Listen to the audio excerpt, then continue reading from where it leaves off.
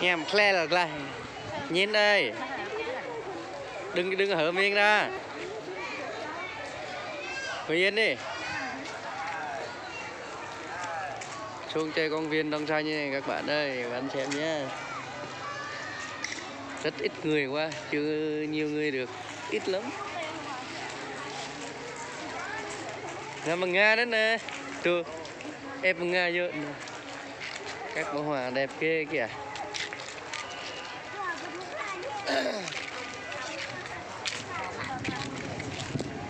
Hả? Em thương Nga nè. Xem lại thương Nga. Bông hoa kia, hoa nào kia. Hả?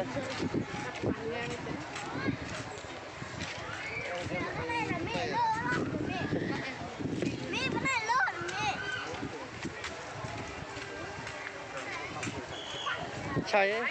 Mất trong em có? Dễ thông có?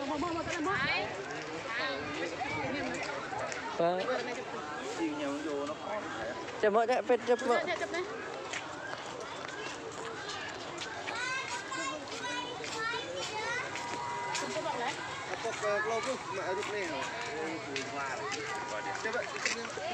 Cái pengen thôi lẽ. Nghe đó.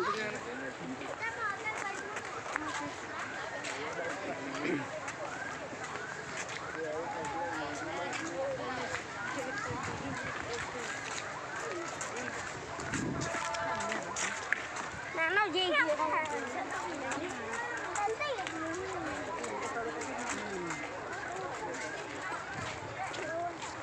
Chụp về. Chụp bên này hả?